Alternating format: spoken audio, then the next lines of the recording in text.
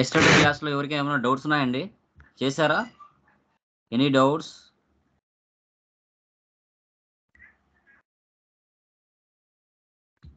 Hello, ఎవరికైనా doubts ఉన్నాయా? Yesterday class enterprise structure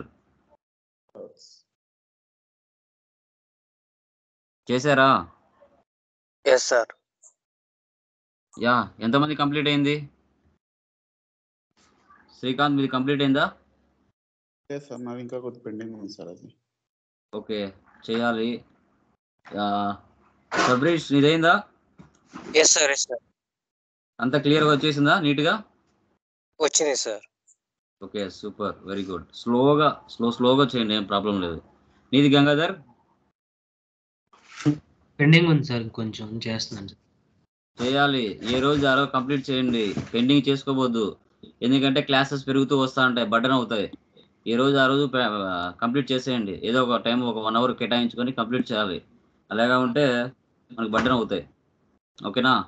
okay okay sir. Okay sir, అర్థమైంది కదా? ఏమైనా డౌట్స్ ఉన్నాయా? క్లియర్గా అర్థమైంది కదా? అర్థమైంది సార్, డౌట్స్ ఏం లేవు సార్. Super, done. వీడియోని 1-2 సార్లు వాచ్ చేయండి. స్లోగా, నిదానంగా అర్థం చేసుకుంటూ ప్రతిదీ నోట్స్లో రాసుకుంటూ చేసుకోండి, మీకు అర్థమయ్యే పాయింట్ ఆఫ్ వ్యూలో. ఓకే, కెపాసిటీ వేరు ఉంటుంది, వాళ్ళు వే ఆఫ్ లెర్నింగ్ వేరుగా ఉంటుంది.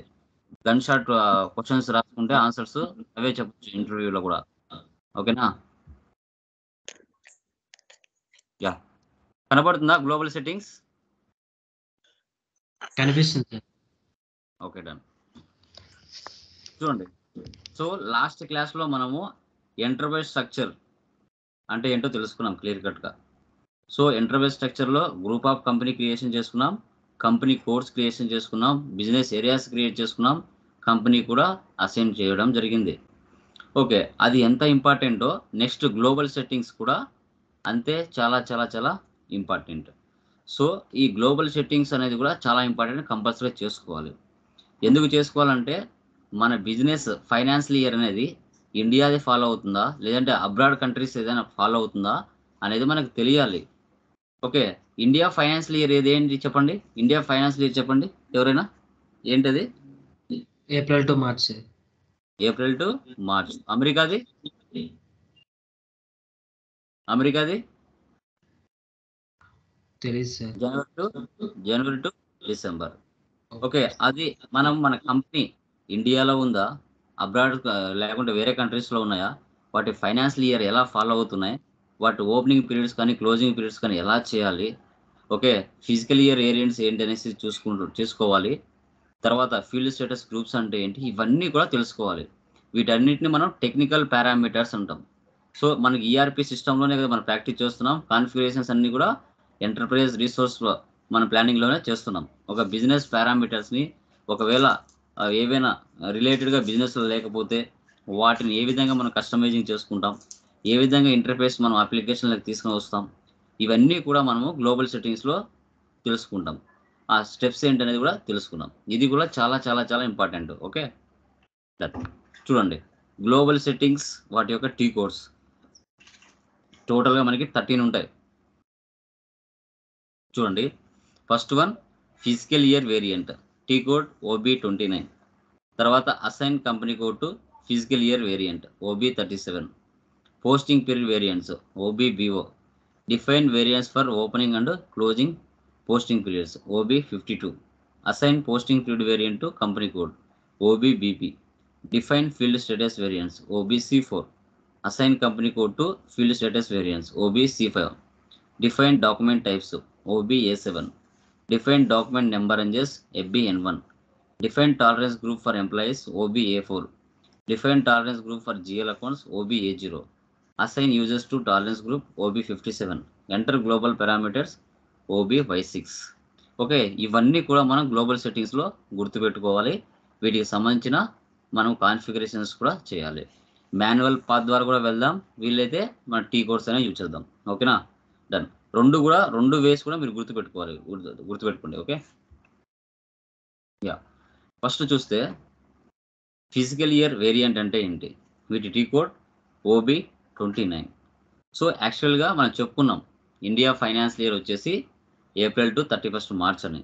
అదే యుఎస్ఏది వచ్చేసి మనకి జనవరి టు డిసెంబర్ అని చెప్పుకున్నాం. సో ఎస్ఏపిలోకి వచ్చేసరికి మనకి ఎలా ఉంటుంది?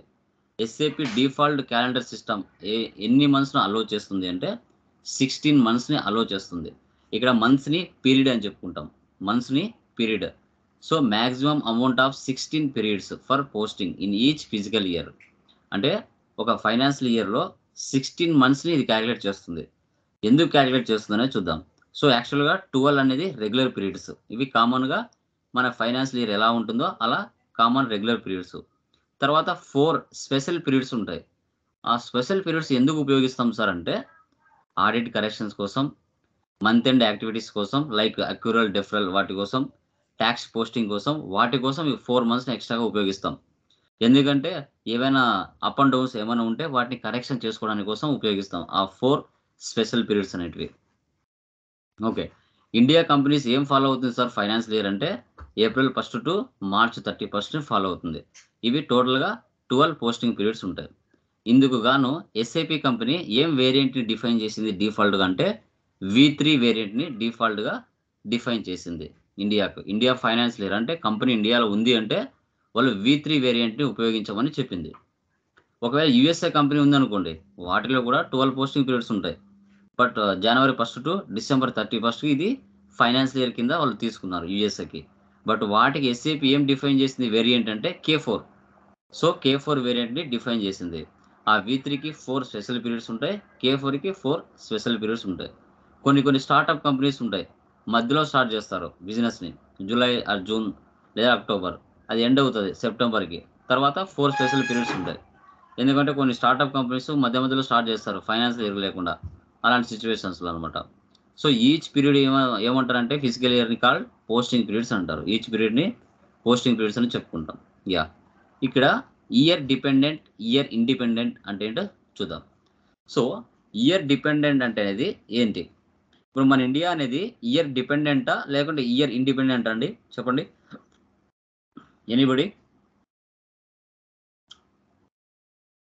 శ్రీకాంత్ చెప్పండి, మన ఇండియా అనేది ఇయర్ డిపెండెంటా ఇయర్ ఇండిపెండెంటా?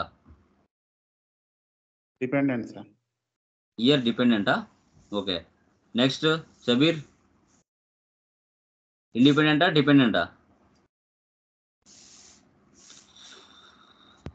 చెప్పాలి. గంగాధర్, డిపెండెంటా ఇండిపెండెంటా? Dependent sir. డిపెండెంట్. ఓకే, ఎందుకు డిపెండెంట్? ఫైనాన్షియల్ ఇయర్ ఎందుకు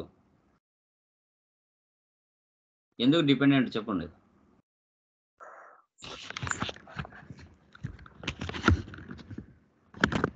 డిపెండెంట్ అన్నారు, ఓకే డన్. ఎందుకు డిపెండెంట్ అంటున్నాను అది చెప్పండి.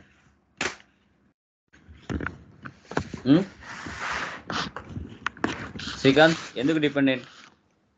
సార్ నెక్స్ట్ ఇయర్కి జాన్ ఫిబ్ 3 months కలుస్తుంది కదా సార్, నెక్స్ట్ ఇయర్ మీద డిపెండెంట్ అవుతుంది. Okay, very good.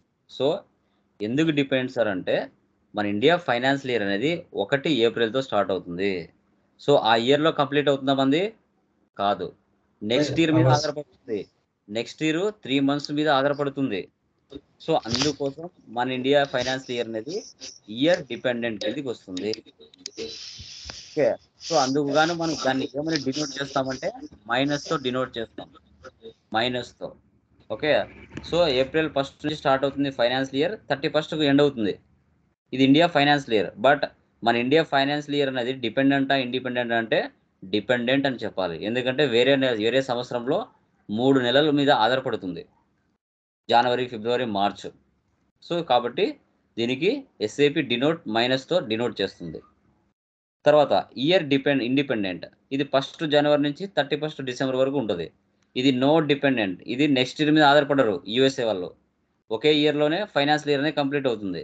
సో దీన్ని ఏమని డినోట్ చేశారు వాళ్ళు? ప్లస్ సింబల్తో డినోట్ చేశారు. ఓకే, ఎందుకంటే వీటిని ఇంటర్వ్యూ పాయింట్ ఆఫ్లో అడిగినప్పుడు చెప్పాలి, వాట్ ఈజ్ ఫిజికల్ ఇయర్ అన్నప్పుడు చెప్పాలి. So maximum amount of 16 periods ఉంటాయని చెప్పాలి ఈచ్ ఫిజికల్ ఇయర్లో. వాటిలో 12 రెగ్యులర్ పీరియడ్స్ ఉంటాయని చెప్పాలి, 4 స్పెషల్ పీరియడ్స్ ఉంటాయి అంటారు చెప్పాలి. సో ఆ 4 స్పెషల్ పీరియడ్స్ ఎందుకు ఉపయోగిస్తామంటే ఆడిట్ కరెక్షన్స్ కోసం, అక్యూరల్ అండ్ డిఫరల్ కోసం, ట్యాక్స్ పోస్టింగ్ కోసం ఉపయోగిస్తామని చెప్పాలి. సో ఇండియా ఫాలో ఏదవుతుందంటే ఏప్రిల్ టు మార్చ్ ఫాలో అవుతుంది. దానికి ఎస్ఏపి కంపెనీ వేరియంట్ V3ని అలాట్ చేసిందని చెప్పాలి. అది యూఎస్కి అయితే జనవరి 1 టు డిసెంబర్ 31 వాటికి వేరియంట్ వచ్చేసి K4 అలాట్ చేసిందని చెప్పాలి. Okay, done. నెక్స్ట్, సో తర్వాత ఫిజికల్ ఇయర్ క్రియేట్ చేసిన తర్వాత అది మన ఇండియా ఫైనాన్షియల్ ఇయరా లేదంటే యూఎస్ఏ ఫైనాన్షియల్ ఇయరా చేసిన తర్వాత నెక్స్ట్ ఏం చేయాలి? OB37లో మన కంపెనీ కోడ్కు అసైన్ చేయాలి. మనకు టాటా గ్రూప్ ఆఫ్ కంపెనీ ఉంటుంది. దాంట్లో Tata telecom, Tata Motors, Tata steel, ఇలా చాలా కంపెనీ కోడ్లు ఉంటాయి. బట్ నీ కంపెనీ కోడ్ అనేది ఈ ఫిజికల్ ఇయర్ అనేది ఏ కంపెనీకి అసైన్ చేస్తున్నావు? అది టాటా టెలికాంకా, లేదంటే టాటా మోటార్స్కా, లేదంటే టాటా స్టీల్కా అనేది మనకి ఇంపార్టెంట్.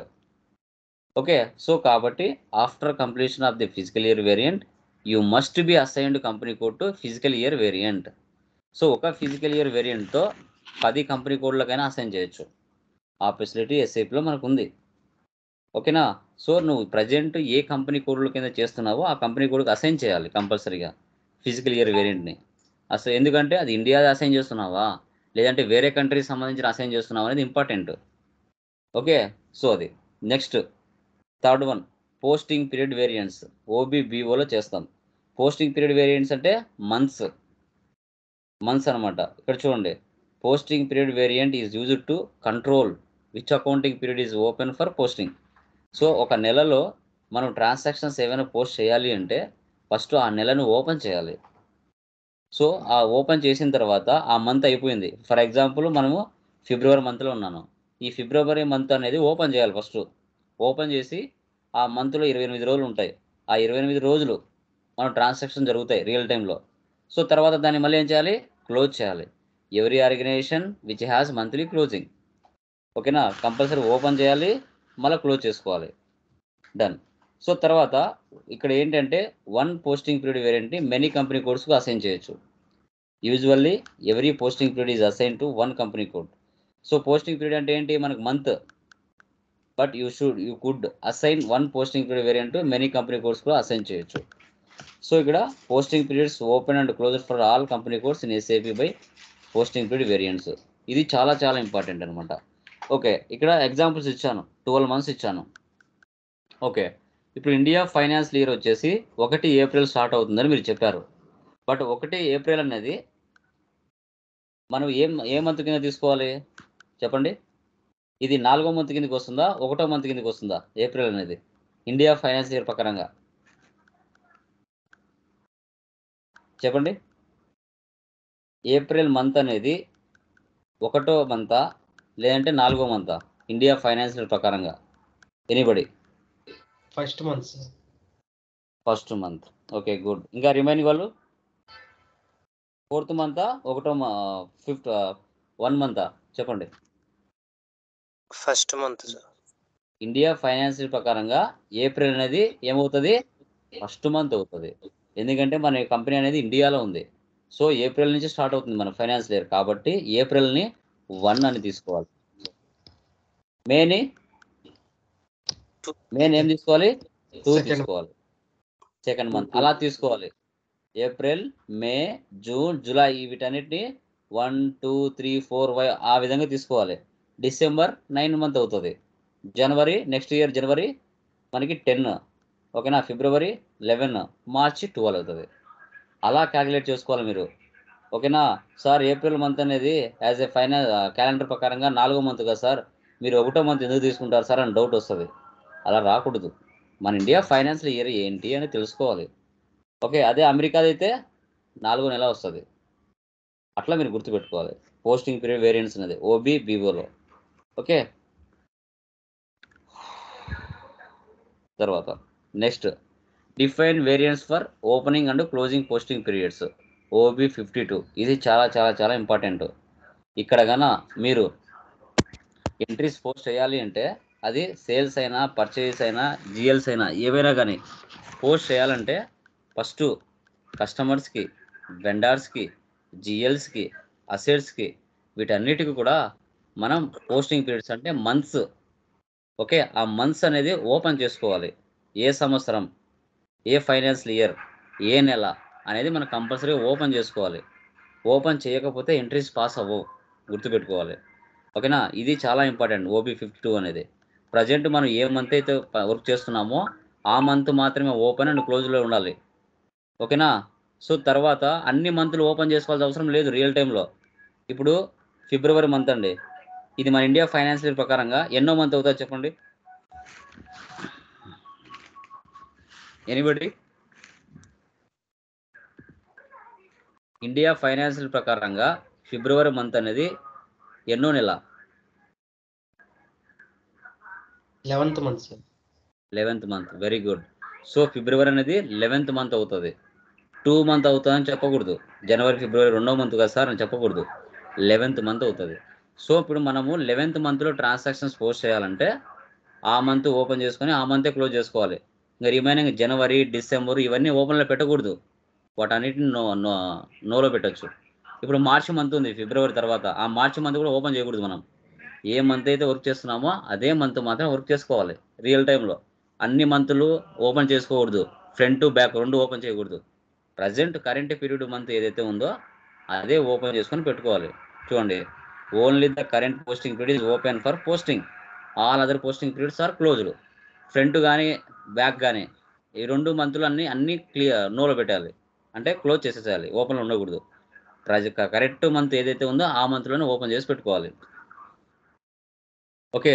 సో వీటిలో ఎక్కువ సార్ చెప్పండి సార్, ఇప్పుడు మనం ఏ మంత్ అయితే ఓపెన్ చేసుకుని పెట్టుకుంటామో ఆ మంత్లో పోస్టింగ్ చేసేటప్పుడు మామూలుగా అయితే మనం టాలీలో అయితే ఇప్పుడు సేల్ ఎంట్రీ చేసేటప్పుడు సపోజ్ ఫిబ్రవరి మంత్ ఓపెన్ చేసినప్పుడు డేట్ బదులు 4th మంత్ అని కొడితే ఆ పోస్టింగ్ అనేది నెక్స్ట్ మంత్లో కనిపిస్తుంది కదా సార్, ఆ మంత్లో కనిపించదు కదా టాలీలో.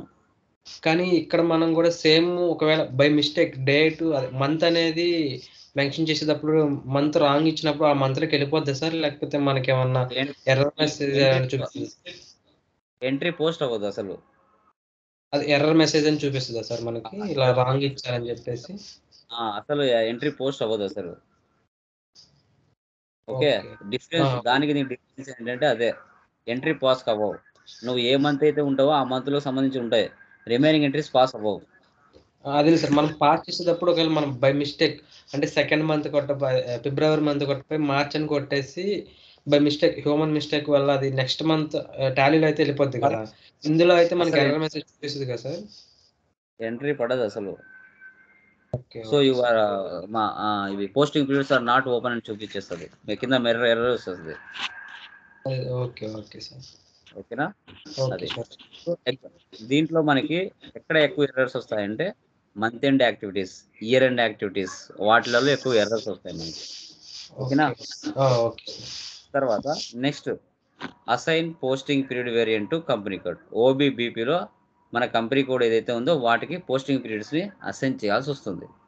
Okay, after completion of the posting period variant you must be assign posting period variant to company code. మన కంపెనీ కోడ్కు కంపల్సరీ అసైన్ చేయాలి ఇది. ఓకేనా.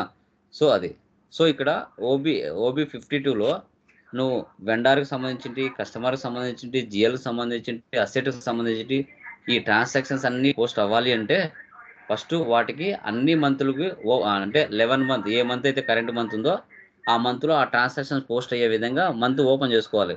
ఓపెన్ చేసుకోకపోతే ట్రాన్సాక్షన్స్ పోస్ట్ అవ్వవు, ఎర్రర్ వస్తుంది. అది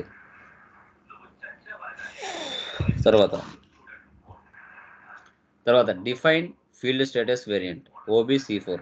ఇది చాలా చాలా చాలా ఇంపార్టెంట్, దీంట్లో ఎక్కువ ఎర్రర్స్ వస్తాయి.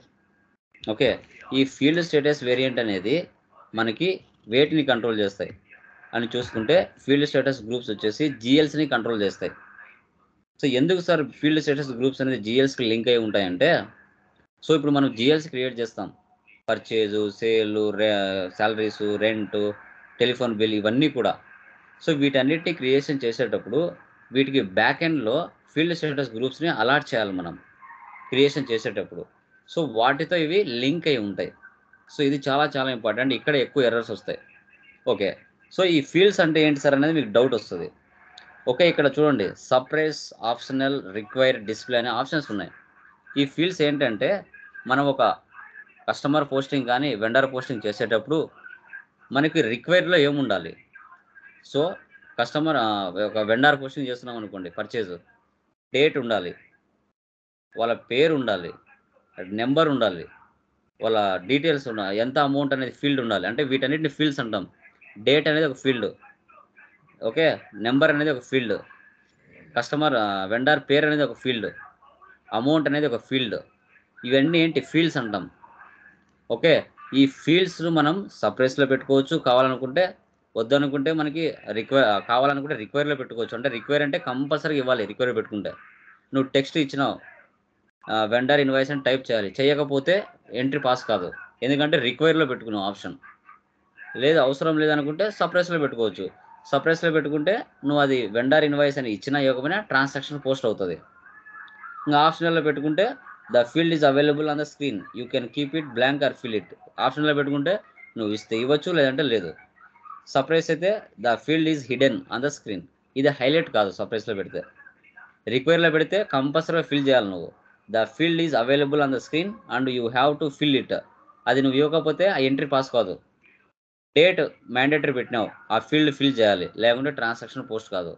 అమౌంట్ మ్యాండేటరీ పెట్టినావు అంటే రిక్వైర్లో పెట్టావు, ఆ అమౌంట్ ఇవ్వకపోతే ఎంట్రీ పాస్ కాదు. అట్లా display the field is available on the screen but it's grade out, you cannot fill anything is here. ఇది జస్ట్ డిస్ప్లే మాత్రమే అవుతుంది, దీంట్లో ఎలాంటి చేంజెస్ చేయలేం. అదనమాట. ఇవి చాలా చాలా ఇంపార్టెంట్ ఫీల్డ్ స్టేటస్ వేరియంట్స్లో. OBC4లో ఎక్కువ ఎర్రర్స్ వస్తాయి. అంటే మనం ఎంట్రీ పాస్ చేసేటప్పుడు ఏవేవి రిక్వైర్లో ఉన్నాయి, ఏవేవి రిక్వైర్లో లేవు, దాన్ని బట్టి మనం ఎంట్రీ పాస్ చేసుకోవాలి ఈ ఫీల్డ్స్లో వర్క్ చేయాలన్నప్పుడు. తర్వాత ఆ ఫీల్డ్ స్టేటస్ వేరియంట్ని కంపెనీ కోడ్కు అసైన్ చేయాలి OBC5లో.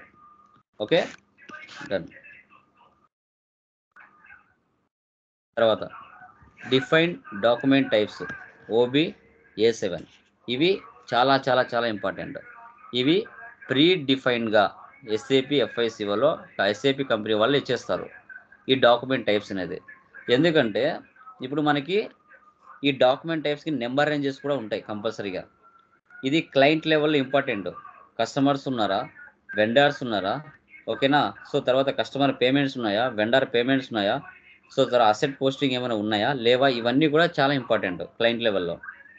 ఓకే, సో అందుకోసం వీటిని ప్రీ డిఫైన్డ్గా SAP కంపెనీ ఇచ్చేస్తుంటుంది. సో వీటికి మనం ఏం చేయాలి, AA అంటే అసెట్ పోస్టింగ్ అంటాం, SA అంటే జనరల్ లెడ్జర్ అంటాం, DR అంటే కస్టమర్ ఇన్వాయిస్, DZ అంటే కస్టమర్ పేమెంట్, KR అంటే వెండర్ పేమెంట్ డాక్యుమెంట్, KZ అంటే వెండర్ పేమెంట్. ఇవి ప్రీ డిఫైన్డ్గా ఉంటాయి. ఇక్కడ ఏవైతే ఉన్నాయో వీటిని సెలెక్ట్ చేసుకొని మనం నెంబర్ రేంజెస్ బ్యాక్ ఎండ్లో అసైన్ చేయాలి. ఎందుకు సార్ నెంబర్ రేంజెస్ అంటే, ఇప్పుడు నువ్వు కస్టమర్స్ ఇన్వాయిస్లో ఒక 500 ఇన్వాయిస్లు ఉన్నాయి. 500 ఇన్వాయిస్ పోస్ట్ అవ్వాలంటే ఫస్ట్ ఆ కస్టమర్ ఇన్వాయిస్ ఏదైతే ఉందో DRకి నువ్వు నెంబరింగ్ ఇచ్చుకోవాలి. 01 నుంచి 500 నెంబర్ వరకు ఇచ్చుకున్నావు అంటే 500 ఇన్వాయిస్లు మాత్రమే పోస్ట్ అవుతాయి, అంతకుమించి పైన పోస్ట్ అవ్వవు. ఎందుకంటే నువ్వు నెంబర్ రేంజ్ ఇచ్చింది 500. సో ఒకవేళ కొన్ని వేల పోస్టులు ఉన్నాయనుకో, నువ్వు 01 నుంచి 10,000 వరకు ఇచ్చుకున్నావు అంటే 10,000 ఇన్వాయిస్ల వరకు నువ్వు పోస్ట్ చేయొచ్చు. నెంబర్ లిమిట్ అది DRకి. ఓకే, KR వెండర్ డాక్యుమెంట్ 10,001 నుంచి 20,000కి ఇచ్చినావు అంటే 10,001 నెంబర్ నుంచి 20,000 వరకు నువ్వు వెండర్ డాక్యుమెంట్ని పోస్ట్ చేయొచ్చు. ఆ పైన పోస్ట్ చేయలేవు, ఎందుకంటే లిమిట్ 10,000 ఇచ్చావు. SA జనరల్ లెడ్జర్, సో 20,001 నుంచి 30,000 వరకు ఇచ్చినావు అంటే ఒక 10,000 నువ్వు శాలరీస్, రెంట్, ఎలక్ట్రిసిటీ బిల్లు వీటి మీద నువ్వు ఎంట్రీస్ పాస్ చేయొచ్చు. ఓకే, అంతకు పైన నెంబర్ తీసుకోదు, ఒకవేళ అయిపోతే మళ్ళీ తీసుకోవాలి. సో కాబట్టి రియల్ టైంలో వర్క్ చేసేటప్పుడు కొన్ని వేల ట్రాన్సాక్షన్ జరుగుతాయి కాబట్టి మనం డాక్యుమెంట్ నెంబర్ రేంజెస్ ఇచ్చేటప్పుడే కొంత నెంబర్ రేంజ్ అనేది ఎక్కువ ఇవ్వాలి, ఎందుకంటే రియల్ టైంలో ఎక్కువగా ఉంటాయి. వీటికి మళ్ళీ రివర్సల్ పోస్టింగ్ కూడా ఉంటాయి, ఓకేనా. సో ఆ రివర్సల్ పోస్టింగ్ కూడా నెంబర్ రేంజ్ ఉంటుంది, ఓకేనా. అది కూడా నేను చూపిస్తాను ఎలా అనేసి. డిఫైన్ డాక్యుమెంట్ నెంబర్ అని చెప్పాను కదా, ఆ డాక్యుమెంట్ టైప్లోనే ఇది లింక్ అయి ఉంటుంది. యూనిక్ నెంబర్ ఉంటుందండి. సో 2 డిజిట్స్తో యూనిక్ నెంబర్ ఉంటుంది. మనకి FB N1లో sometimes number range missing అని మీకు ఎర్రర్స్ వస్తూ ఉంటాయి. అప్పుడు FB N1లోకి వెళ్ళి నెంబర్ రేంజ్ ఇచ్చేసి సేవ్ చేయాలి, ఓకేనా. ప్రతి డాక్యుమెంట్కి నెంబర్ రేంజ్ కంపల్సరీ ఇవ్వాలి. స్టార్ట్ నెంబర్ ఉంటుంది, ఎండ్ నెంబర్ ఉంటుంది కంపల్సరీగా. ఇప్పుడు 1 నుంచి స్టార్ట్ నెంబర్, 500 అనేది ఎండ్ నెంబర్, తర్వాత 501 నుంచి స్టార్ట్ నెంబర్, 1000 వరకు ఎండ్ నెంబర్, సో ఎందుకంటే ఓవర్లాప్ అవ్వకూడదు, నెంబర్స్ అనేది ఓవర్లాప్ అవ్వకూడదు, అవుతే కనుక ప్రాబ్లమ్స్ వస్తాయి. సో కాబట్టి ఓవర్లాప్ అవ్వకుండా మనము కంపల్సరీగా నెంబరైజేషన్ ఇవ్వాలి. ఇప్పుడు 1 నుంచి 500 వరకు ఇచ్చినాం, అది ఒక నెంబర్ రేంజ్ కస్టమర్కి. మళ్ళీ 500 నుంచి మళ్ళీ 1000 వరకు అట్లా ఇవ్వకూడదు. 501 నుంచి 1000 వరకు అని ఇవ్వాలి. తర్వాత 1001 నుంచి 1500 అని ఇవ్వాలి. తర్వాత 1501 నుంచి 2000 అని అట్లా ఇవ్వాలి. సేమ్ నెంబర్తో మనం స్టార్ట్ చేయకూడదు, గుర్తుపెట్టుకోండి. ఓకే, సో అది. తర్వాత define tolerance group for employees OBA4. ఇక్కడ చూస్తే టాలరెన్స్ గ్రూప్ అనేది చాలా ఇంపార్టెంట్. ఎందుకంటే అమౌంట్ని కంట్రోల్ చేస్తుంది. Maximum amount of the document, maximum amount of the line item, maximum cash discount to customers or వెండర్స్కి. సో ఎవరికి మ్యాక్సిమం ఎంతవరకు మనం అమౌంట్ అనేది ఇవ్వచ్చు డాక్యుమెంట్కి, సో ఎంతవరకు లైన్ ఐటమ్ వరకు వాళ్ళకి అమౌంట్ ఇవ్వచ్చు, క్యాష్ డిస్కౌంట్ ఎంత ఇవ్వచ్చు అనేది టాలరెన్స్ గ్రూప్ ఫర్ ఎంప్లాయీస్లో OBA4లో చేస్తాం. ఎందుకంటే ఒక డాక్యుమెంట్ పోస్ట్ చేస్తున్నామంటే ఆ కస్టమర్ కానీ వెండర్ కానీ ఎంతవరకు మనం లిమిట్ ఇవ్వచ్చు. ఒక డాక్యుమెంట్ 1 lakh, 2 lakh, 3 lakh అనేది. సో తర్వాత వారికి ఎంత డిస్కౌంట్ ఇవ్వచ్చు, ఆన్ టైంలో డబ్బులు పే చేస్తున్నాడా లేదా, సో ఒక డాక్యుమెంట్ మీద ఎంతవరకు డిస్కౌంట్ ఇవ్వచ్చు, ఇవి కూడా మన పేమెంట్ డిఫరెన్సెస్ కూడా టాలరెన్స్ గ్రూప్లో మనం అలాట్ చేసుకోవచ్చు. తర్వాత define tolerances for GL accounts OBA0. ఇది అంత ఇంపార్టెంట్ ఏం కాదు, బట్ వాట్ అని తెలుసుకోవాలి. ఓకే, ఇక్కడ కూడా టాలరెన్స్ గ్రూప్స్ ఏవైతే ఉంటాయో అది ప్రాసెస్కి మనం ట్రాన్సాక్షన్స్ ఏమైనా చేస్తాం కదా, ఆ ట్రాన్సాక్షన్స్ పోస్ట్ అవ్వడానికి గ్రూప్స్ లిమిట్స్ ఎంత ఉండాలనేది కూడా ఇక్కడ చూడవచ్చు. ఇక్కడ డెబిట్ బ్యాలెన్స్, క్రెడిట్ బ్యాలెన్స్ మనము టాలరెన్స్ గ్రూప్స్ అనేది షో చేస్తుంది. ఇది అంత ఇంపార్టెంట్ ఏం కాదు, ఓకేనా.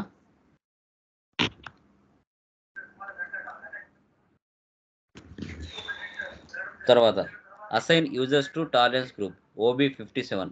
ఇది చాలా చాలా important. You must be assign to tolerance group. ఇప్పుడు నువ్వు 2-3 కంపెనీలు మా కంపెనీ కోడ్లు చేస్తున్నావు అంటే నువ్వు ఏ కంపెనీ కోడ్లో ఉన్నావు, ఏ కంపెనీ కోడ్లో ట్రాన్సాక్షన్స్ పోస్ట్ చేస్తున్నప్పుడు ఇక్కడ నువ్వు మార్చుకుంటూ ఉండాలి OB57లో. ఎందుకంటే నీకు ఒక యూజర్ ఐడి పాస్వర్డ్ ఇచ్చి ఉంటారు కదా, ఆ యూజర్ ఐడి పాస్వర్డ్ ఏదైతే ఉందో సో వాటికి నువ్వు మార్చుకుంటూ ఉండాలి, ఓకేనా. ఇప్పుడు for example wing private limited అనే కంపెనీలో నువ్వు ఎంట్రీస్ పాస్ చేస్తున్నావు, ఇది wing private limited. Okay, wing telecom అని ఇంకో కంపెనీ కోడ్ చేసినావు. ఇప్పుడు నువ్వేమో వర్క్ చేసేదంతా వింగ్ ప్రైవేట్ లిమిటెడ్లో వర్క్ చేస్తున్నావు. సో నువ్వు ట్రాన్సాక్షన్స్ వచ్చేసి వింగ్ టెలికామ్ అనే కంపెనీ కోడ్లో ఎంట్రీస్ పాస్ చేస్తున్నావు. అక్కడ సేవ్ అవ్వవు. ఎందుకు సేవ్ అవ్వవు? నువ్వు OB57లో ఇక్కడ టాలరెన్స్ గ్రూప్ అనేది అసైన్ చేయలేదు. నువ్వు కంపెనీ కోడ్లో ఎంట్రీస్ పాస్ చేసేది ఒక కంపెనీ కోడ్, వర్క్ చేసిందంతా ఒక కంపెనీ కోడ్, కాబట్టి ఎర్రర్ వస్తుంది, ఎర్రర్ చూపిస్తుంది. అరే బాబు, నువ్వు వర్క్ చేసిందేమో ఒక కంపెనీ కోడ్లో వర్క్ చేస్తున్నావు, బట్ నువ్వు టాలరెన్స్ గ్రూప్ అనేది వేరే కంపెనీది ఇచ్చినావు, కాబట్టి ఇక్కడ ఎంట్రీస్ పాస్ అవ్వలేదు. ముందు టాలరెన్స్ గ్రూప్ అక్కడ వెళ్ళి మార్చు OB57లో, అప్పుడు ఎంట్రీస్ పాస్ అవుతాయి అనేది ఒక ఎర్రర్ చూపిస్తుంది మీకు.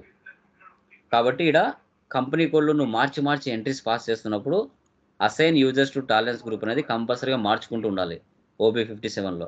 అక్కడ మార్చుకోకపోతే ఎంట్రీస్ పాస్ అవ్వవు, గుర్తుపెట్టుకోండి. ఇది చాలా చాలా ఇంపార్టెంట్. తర్వాత ఎంటర్ గ్లోబల్ పారామీటర్స్ OBY6. ఇక నువ్వు ఎంటర్ప్రైజ్ స్ట్రక్చర్లు కానీ గ్లోబల్ సెట్టింగ్స్ కానీ ఏవైతే చేసింటావో వాటన్నిటిని చూసుకోవాలంటే OBY6లో వెళ్ళి చూసుకోవచ్చు. నువ్వు చేసినవన్నీ కూడా ఇదే ప్లేస్లో ఉంటాయి. ఓకే, సో ఇది మనకి చాలా ఇంపార్టెంట్ అనమాట. ఎంటర్ గ్లోబల్ పారామీటర్స్లో నువ్వు ఎంటర్ప్రైజ్ స్ట్రక్చర్లో చేసిన ఇంపార్టెంట్ థింగ్స్, గ్లోబల్ సెట్టింగ్స్లో చేసిన ఇంపార్టెంట్ థింగ్స్ అన్నీ కూడా ఇక్కడ షో అవుతాయి. మీరు ఏమైనా మర్చిపోయినా కూడా ఇక్కడ వెళ్ళి చూసుకోవచ్చు నీట్గా. ఓకే, దీన్ని మనం ఎంటర్ గ్లోబల్ పారామీటర్స్ అంటాం, OBY6. ఓకే, ఇది మనకి theory point of view. Okay, ఓకేనా గైస్? Any doubts? ఏమైనా డౌట్స్ ఉన్నాయా? No sir, no doubts. కానీ ఫస్ట్ కొద్దిగా అది ఏది నిన్న చెప్పిన క్లాస్ ఫస్ట్ కొంచెం డౌట్స్ ఉన్నాయి సార్, అక్కడక్కడ సరిగ్గా రావట్లేదు. వీడియో చూడాలి, వీడియో చూసి నిర్ధారణ చేయాలి. ఓకే, వీడియోని ప్రతిదీ కూడా, ప్రతి కాన్ఫిగరేషన్ కూడా నేను ఎలా చేస్తున్నాను దాన్ని బట్టి మీరు చేసుకుంటూ వెళ్ళాలి స్లోగా. ఓకే, స్టార్టింగ్ అవి వింగ్ 1, వింగ్ 2, వింగ్ 3, వింగ్ 4 అని కొన్ని డిఫరెంట్ ఇచ్చారు కదా, అక్కడ కొద్దిగా ప్రాబ్లం అవుతుంది. నేమ్స్ ఎందుకు? ఇచ్చే దాంట్లో అవి కొద్ది కన్ఫ్యూజన్ ఉన్నాయి సార్. అవి ఏ దానికి ఎట్లా ఏం లేదనేది కొంచెం. ఆ స్టెప్స్ ఏవైతే ఉన్నాయో ఆ స్టెప్స్ కు రిలేటెడ్ గా అర్థం చేసుకుంటూ వెళ్ళాలి. అదే సార్. ఓకేనా? ఆటోమేటిక్ గా సార్. ఒక కంపెనీ కదా 2-3 కంపెనీ కోడ్లు చేస్తే నీకు అర్థమైపోతుంది క్లియర్ గా. ఓకేనా? అదే సార్. ఓకే ఎందుకు ఓకే సార్. చేస్తున్నాం అనేది నీకే తెలుస్తుంది. ఎందుకు మ్మ్. చేయాల్సి వస్తుంది, ఏ విధంగా చేయాల్సి వస్తుంది, ఎందుకు చేయాల్సి వస్తున్నది 2-3 యా కంపెనీ కోడ్లు నువ్వు చేసావంటే ఆటోమేటిక్ గా క్లియర్ గా అర్థమైపోతుంది. యా ఓకేనా? Yes sir. Yeah yes. Okay. Starting కదా కొంచెం కన్ఫ్యూజన్ గానే ఉంటుంది. Don't worry, yeah yeah cover అయిపోతుంది. కొద్దిగా డౌట్ ఉంది అక్కడక్కడ.